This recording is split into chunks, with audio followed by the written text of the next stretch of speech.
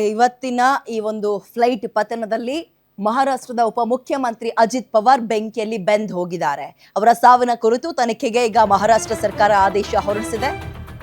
ಕೊನೆ ಆ 4 ನಿಮಿಷದಲ್ಲಿ ಏನಾಯ್ತು? ಆ 4 ನಿಮಿಷದಲ್ಲಿ ಅಜಿತ್ ಪವಾರ್ ಜೊತೆಗೆ ಅವರ ಜೊತೆಲಿದ್ದವರೆಲ್ಲರೂ ಕೂಡ ಸುಟ್ಟು ಕರಕಲಾದ್ರು. ATC ಸಂಪರ್ಕ ಸಿಕ್ಕಿದ್ರೆ ಈ ದುರಂತ ನಡೀತಾ ಇರ್ಲಿಲ್ವಾ? ಎಲ್ಲಿ ಮಿಸ್ ಹೊಡಿತು ಹಾಗಾದ್ರೆ? ಬೆಳಗ್ಗೆ 8:10ಕ್ಕೆ ಮುಂಬೈನಿಂದ ಟೇಕ್ ಆಫ್ ಆಗುತ್ತೆ ಈ ಪ್ರೈವೇಟ್ ಜೆಟ್. 8:10ಕ್ಕೆ ಬೊಂಬಾರ್ಡಿಯರ್ ಲಿಯರ್ ಜೆಟ್ 45 ಇದರಲ್ಲಿ ಹೊರಟಿದ್ರು ಅಜಿತ್ ಪವಾರ್ ಅವರು. ಅರಬ್ಬಿ ಸಮುದ್ರದ ಮೇಲಿಂದ ಹೊರಟಿತ್ತು ಈ ಜೆಟ್. 8:30ಕ್ಕೆ ಲ್ಯಾಂಡ್ ಆಗೋಕೆ ATCಗೆ ಪೈಲಟ್ ಕೇಳಿದ್ದಾರೆ. ಅಂದ್ರೆ ಅನುವು ಮಾಡ್ಕೊಡಿ, ಜಾಗ ಸರಿ ಇದೆಯಾ ಕೇಳಿ ನಮ್ಗೆ ಅಂತ ಕೇಳಿರ್ತಾರೆ. ಆದ್ರೆ ಲ್ಯಾಂಡಿಂಗ್ಗೆ ಪರ್ಮಿಷನ್ ಅನ್ನ ATC ಕೊಟ್ಟಿರ್ಲಿಲ್ವಂತೆ. ಕಾರಣ ವಿಚಾರ ಇಷ್ಟೇ, ಅಲ್ಲಿ ಮಂಜು ಕವಿದ ವಾತಾವರಣ ಇದೆ, ಹವಾಮಾನ ವೈಪರೀತ್ಯ ಇದೆ.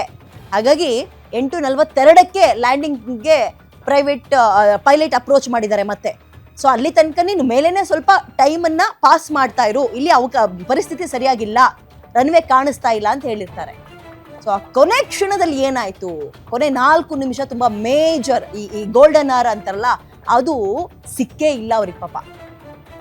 ATC ಸಂಪರ್ಕ ನಿರಂತರವಾಗಿದ್ರೆ, ಅವ್ರ ಕಮ್ಯುನಿಕೇಶನ್ ನಿರಂತರವಾಗಿದ್ರೆ, ಇನ್ನೂ ಹೋಗ್ತಾ ಇರಿ, ವೆಯ್ಟ್ ಮಾಡಿ, ಅಥವಾ ಆ ಭಾಗಕ್ಕೆ ಹೋಗಿ, ಈ ಕಡೆಗೆ ಬನ್ನಿ, ಈ ಥರದ್ದು ಏನಾದರೂ ಹೇಳ್ತಾ ಇದ್ರೆ, ಕೆಳಗಿಳಿರಿ, ಈ ಸ್ಪೀಡಿಗೆ ತಗೊಳ್ಳಿ ಅನ್ನುವಂಥದ್ದನ್ನ ಬಹುಶಃ ಇವತ್ತು ಇಂತಹ ಸುದ್ದಿಯನ್ನು ನಾವುಗಳು ಕೇಳ್ತಾ ಇರಲಿಲ್ಲ, ಓದ್ತಾ ಇರಲಿಲ್ಲ. ಕೊನೆಯ 3-4 ನಿಮಿಷ ಅವರ ಪಾಲಿಗೆ ಸಾವು ತಂದಿಟ್ಟಿದೆ ಇವತ್ತು. ಎಲ್ಲ ಪ್ರಯಾಣಗಳು ಬಹಳ ದುಬಾರಿ ಆಗ್ತಾ ಇದೆ ನೋಡಿ. ಫ್ಲೈಟಲ್ಲಿ ಹೋದರೂ ಪ್ರಾಬ್ಲಮ್, ಟ್ರೈನಲ್ಲಿ ಹೋದರೂ ಪ್ರಾಬ್ಲಮ್, ಬಸ್ಗಳಲ್ಲಿ ಹೋದರೂ ಪ್ರಾಬ್ಲಮ್. ಬಟ್ ರಾಜಕಾರಣಿಗಳು ನೀವು ಗಮನಿಸಿರ್ಬೋದು, ಅವರು ಈ ಕಾರ್ಗಳನ್ನು ಬಳಸೋದು ತೀರಾ ಕಡಿಮೆ. ಈ ರೀತಿಯಾಗಿ ಟ್ರಾವೆಲ್ ಮಾಡಬೇಕಾದಾಗ ಬಹಳ ಸುಲಭವಾಗಿ ಆ್ಯಂಡ್ ಬೇಗ ರೀಚ್ ಆಗ್ಬೋದು, ತುಂಬ ಕಂಫರ್ಟಬಲ್ ಆಗಿ ರೀಚ್ ಆಗ್ಬೋದು, ಆಯಾಸ ಆಗಲ್ಲ. ಕಾರ್ನಲ್ಲಿ ಕಂಪೇರ್ ಟು ಮತ್ತೆ ಅಂದರೆ ದೂರದಕ್ಕೆ ಬಿಟ್ಟಾಕಿ ಹತ್ತಿರ ಓಡಾಡೋದಾದರೂ ಅಷ್ಟೇ ತುಂಬ ಅಡ್ವಾಂಟೇಜ್ಗಳಿದ್ದಾವೆ ಫ್ಲೈಟ್ನಲ್ಲಿ ಅಂತ ಹೋಗ್ತಾರೆ. ಬಟ್ ಡಿಸ್ಅಡ್ವಾಂಟೇಜ್ ಅಂತ ಬಂದಾಗ ಈ ರೀತಿಯ ಬೆಂಕಿ ಹತ್ಕೊಂಡ್ರೆ ಹೊರಗೆ ಬರುವಂತಹ ಚಾನ್ಸಸ್ ತೀರಾ ಕಡಿಮೆ. ಡಿಸ್ಅಡ್ವಾಂಟೇಜ್ ಅಂತ ಬಂದಾಗ ಲೋಕಲ್ ಎಲೆಕ್ಷನ್ಗಳೆಲ್ಲವೂ ಕೂಡ ಶುರು ಆಗ್ತಾ ಇರೋದ್ರಿಂದ ಪ್ರಚಾರಕ್ಕೋಸ್ಕರವೋ ಮತ್ತೊಂದು ಪಕ್ಷದ ಕೆಲಸಕ್ಕೋಸ್ಕರವೋ ಈ ಪ್ರೈವೇಟ್ ಚಾಪರ್ಗಳನ್ನು ಅಥವಾ ಜೆಟ್ಗಳನ್ನು ರಾಜಕಾರಣಿಗಳು ತುಂಬ ಸಾಮಾನ್ಯ ಅಂದರೆ ಕಾಮನ್ ಆಗಿ ಬಳಸ್ತಾ ಇರ್ತಾರೆ ಕಾರ್ಗಳಿಗಿಂತ ಬದಲಾಗಿ. ಇದನ್ನು ನಾನು ಹೇಳಿದ್ನಲ್ಲ, ಅಡ್ವಾಂಟೇಜ್ಗಳು ಏನು ಅಂತ ಹೇಳಿದ್ರೆ, ಒಂದು ಸಮಯ, 2ನೇದು ತುಂಬ ಕಂಫರ್ಟಬಲ್ ಆಗಿ ಫೀಲ್ ಮಾಡ್ತಾರೆ, 3ನೇದು ಆಯಾಸ ಆಗಿರಲ್ಲ. ಅವ್ರು ಕಾರಲ್ಲೇ ಸುಸ್ತು ಮಾಡ್ಕೊಂಡು ಹೋದರೆ ಅವ್ರ ಕೆಲಸ ಮಾಡೋಕ್ಕೆ ಹುಮ್ಮಸ್ಸು ಬರಬೇಕಲ್ಲ. ಇವೆಲ್ಲವಕ್ಕೂ ಸಪೋರ್ಟ್ ಮಾಡುವಂಥದ್ದು ಪ್ರೈವೇಟ್ ಜೆಟ್ ಅಥವಾ ಚಾಪರ್ಗಳು. ಅಲ್ಲೂ ಕೂಡ ಬೇಕಾದ್ರೆ ಮೀಟಿಂಗ್ ಕೂಡ ಮಾಡ್ಕೊಂಡು ಹೋಗ್ಬೋದು ಅವರು. ಹೀಗೆ ಹಲವಾರು ಅಡ್ವಾಂಟೇಜ್ಗಳು ಇರ್ತವೆ.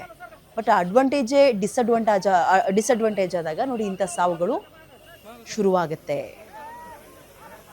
ಈಗ ಈ ಸಾವಿನ ಮೇಲೂ ಕೂಡ ಅನುಮಾನದ ಹುತ್ತ ಬೆಳೆಯೋಕೆ ಆರಂಭ ಆಗಿದೆ. ಎಕ್ಸಾಂಪಲ್ ಮಮತಾ ಬ್ಯಾನರ್ಜಿಯವರ ಸ್ಟೇಟ್ಮೆಂಟ್. ಈ ಮಹಾಯುತಿ ಅಥವಾ ಅವರ ಫ್ರೆಂಡ್ಶಿಪ್ಪನ್ನು ಕಟ್ ಮಾಡ್ಕೊಂಡು ಹೊರಗೆ ಬರೋಕ್ಕೆ ರೆಡಿ ಇದ್ರು ಅಜಿತ್ ಪವಾರ್. ಆ ಬೆನ್ನಲ್ಲೇ ಹಿಂಗಾಗಿದೆ ಅಂದರೆ ಏನರ್ಥ? ಮೃತ ಅಜಿತ್ ಪವಾರ್ ಅವರ ಶವದ ಗುರುತು ಪತ್ತೆಯಾಗಿದೆ, ದೇಹದ ಭಾಗಗಳು ಸುಟ್ಟು ಕರಕಲಾಗಿತ್ತು, ಅವುಗಳನ್ನು ಜೋಡಿಸಿದ್ದಾರೆ. ಅವಶೇಷಗಳಲ್ಲಿ ಸಿಕ್ಕಂತಹ ವಸ್ತುಗಳು, ದೇಹದ ಚೂರುಗಳನ್ನು ಜೋಡಿಸಿ ಇದು ಅಜಿತ್ ಪವಾರ್ ಅವರಿಗೆ ಸಂಬಂಧಪಟ್ಟಂತಹ ಕೈ ತುಂಡು, ಕಾಲು, ತಲೆ, ಗಿಲೆ ಹಿಂಗೂ ಕಂಡುಹಿಡಬೇಕು ನೋಡಿ. ಅಲ್ಲಿ ಉಳಿದವರ ಶವಗಳ ಗುರುತು ಪತ್ತೆ ಕಾರ್ಯಕ್ಕೆ ಮುಂದಾಗಿದ್ದಾರೆ. ತೀರಾ ಅದಾಗಲಿಲ್ಲ ಅಂದರೆ DNA ಟೆಸ್ಟಿಗೆ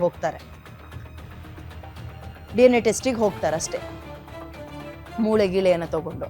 ಸೊ ಈಗ ಅಜಿತ್ ಪವಾರ್ ಅವರ ಮೃತದೇಹ ಅಥವಾ ಮೃತದೇಹದ ಚೂರುಗಳು ಸಿಕ್ಕಿದೆ. ಆ್ಯಂಡ್ ಒಂದು ನಾವು ಯೋಚನೆ ಮಾಡ್ಬೋದು, ಕಂಪ್ಲೀಟಾಗಿ ಒಂದು ಶವ ಸಿಗುತ್ತಲ್ಲ ಹಂಗೆ ಸಿಕ್ಕಿರಲ್ಲ ಅವ್ರಿಗೆ. ಎಲ್ಲವೂ ಚೂರು ಚಿಂದಿ ಚಿತ್ರಾನ್ನ ಅಂತಾರಲ್ಲ ಹಂಗಾಗಿರುತ್ತೆ.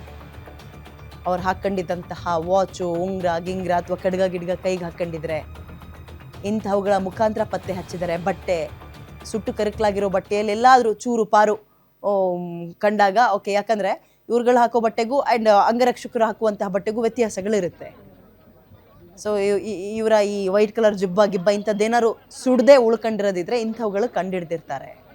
ಬಟ್ ಮುಖ ಓಕೆ, ಅವರ ಬಾಡಿ ನೋಡಿ, ಸಾಮಾನ್ಯ ನಾವು ಅಂತ್ಯ ಸಂಸ್ಕಾರಕ್ಕೆ ಅಥವಾ ಶವವನ್ನು ಕೊನೆಯದಾಗಿ ನೋಡೋಕೆ ಹೋದಾಗ ಅವ್ರನ್ನ ಮಲಗಿಸಿರ್ತಾರಲ್ಲ, ಹಂಗೆ ಸಿಕ್ಕಿರಲ್ಲ ಇದರಲ್ಲಿ.